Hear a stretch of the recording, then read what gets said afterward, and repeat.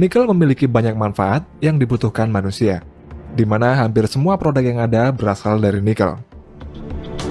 Salah satu negara yang memiliki cadangan nikel terbesar di dunia adalah Indonesia.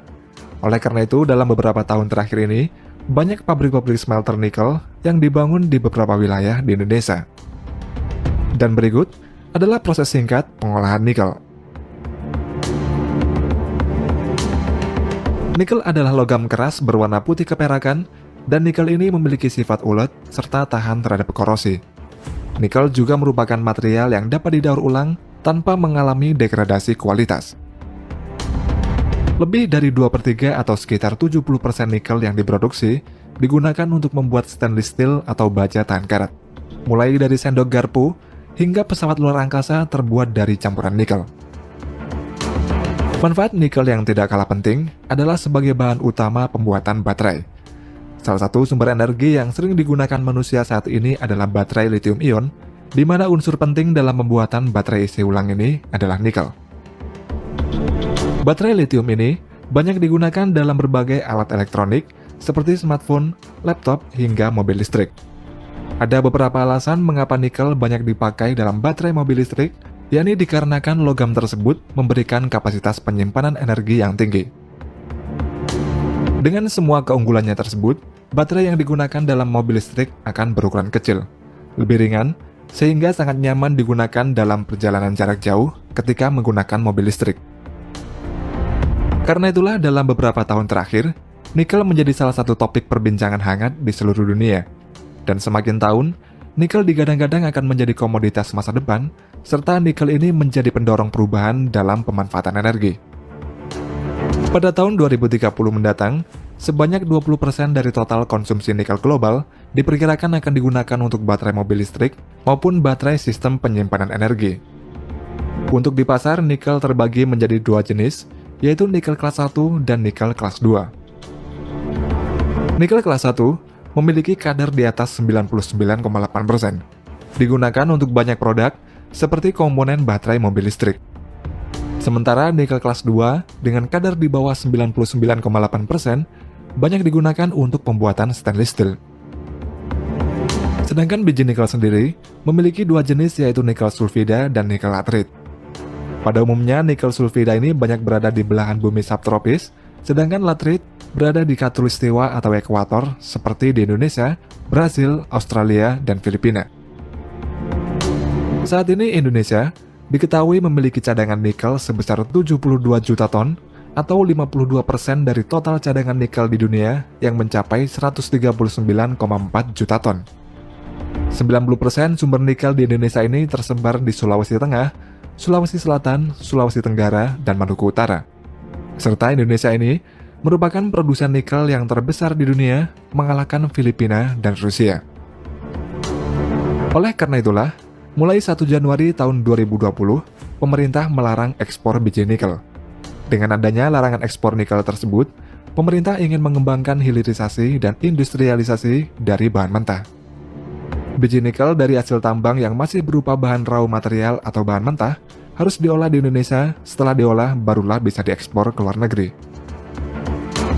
Beberapa fasilitas pengolahan nikel di Indonesia, antara lain yaitu smelter nikel di Pulau Obi. Sentra pengolahan biji nikel HPAL berbasis teknologi hidrometalurgi ini akan mendorong percepatan hilirisasi mineral menuju industrialisasi berbasis baterai dan pengembangan kendaraan listrik. Smelter HPAL ini menjadi pabrik bahan baku baterai kendaraan listrik pertama yang beroperasi di Indonesia. Fasilitas berikutnya ada kawasan industri Morowali. Pada kawasan industri Morowali ini memiliki luas sekitar 2.000 hektar. Kawasan industri ini menjadi tonggak pemerintah dalam mewujudkan program hilirisasi yang bertujuan untuk meningkatkan nilai tambah bahan baku mineral di dalam negeri. Di kawasan industri Morowali ini juga dilengkapi dengan struktur yang lengkap dan modern. Terdapat 3 pabrik pengolahan dan pemurnian yang berkapasitas 2 juta ton per tahunnya. Pabrik pengolahan nikel di Indonesia, prosesnya hanya menjadi nikel matte dan ferronikel, lalu kemudian diekspor ke luar negeri. Hal ini dikarenakan teknologi yang digunakan di Indonesia masih terbatas.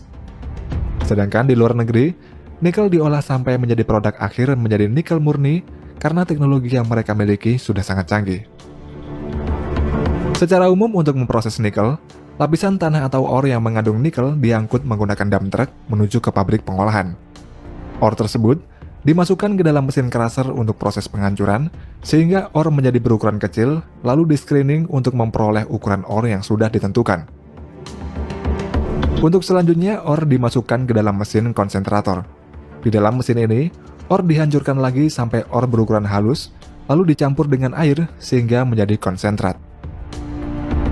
Kemudian konsentrat masuk dalam proses flotation, yakni proses pemisahan nikel dengan mineral lainnya melalui pengapungan pada suatu wadah khusus. Setelah itu konsentrat dikeringkan dengan mesin rotary dry pada suhu yang telah ditentukan. Pengeringan atau drying ini merupakan proses untuk mengurangi kandungan kelembapan pada konsentrat hingga mencapai 20-15%. Setelah pengeringan, konsentrat masuk ke dalam proses refining atau pemurnian. Pada proses ini dapat dilakukan dua metode, yaitu metode yang berbasis air atau disebut juga dengan hidrometalurgi, kemudian metode yang berbasis api atau disebut juga dengan pyrometalurgi. Untuk hidrometalurgi adalah metode yang mana dalam prosesnya melibatkan reaksi-reaksi kimia dalam larutan berair. Teknologi hidromet ini memiliki kelebihan dibanding metode pyrometalurgi, yakni dalam prosesnya tidak menghasilkan emisi udara karena hanya menggunakan bahan-bahan kimia tertentu saja.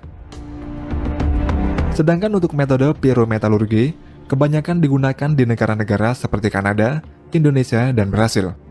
Metode pyrometalurgi ini menggunakan proses kalsinasi, yaitu konsentrat nikel dimasukkan ke dalam electric furnace pada temperatur di atas 1400 derajat Celcius. Dalam proses kalsinasi tersebut, terdapat slag atau limbah yang mana nantinya akan dibuang pada dumping area. Sedangkan sisanya adalah konsentrat yang mengandung nikel atau disebut juga dengan matte cair. Nantinya matte ini akan masuk ke dalam proses granulasi, di mana matte akan disemprot dengan air sehingga menjadi butiran-butiran biji nikel yang berbentuk seperti pasir hitam. Butiran yang memiliki kandungan nikel lebih dari 60% disebut dengan nickel matte, sedangkan jika mengandung nikel yang lebih sedikit proporsinya disebut dengan ferronikel. Proses selanjutnya adalah electrowinning, yakni proses penangkapan logam-logam menggunakan proses elektrokimia yang bertujuan untuk menghasilkan nikel dengan kemurnian 99,9% atau pure nickel. Dalam proses electrowinning ini, plat aluminium akan berperan sebagai katoda dan plat lainnya berperan sebagai anoda, yang kemudian dimasukkan ke dalam wadah khusus yang terdapat butiran-butiran biji nikel yang sudah diberi campuran kimia khusus. Setelah itu, plat-plat tersebut akan diangkat, dan nikel-nikel ini akan berbentuk menjadi nikel murni, lalu nikel tersebut dipotong-potong sesuai dengan ukuran yang telah ditentukan.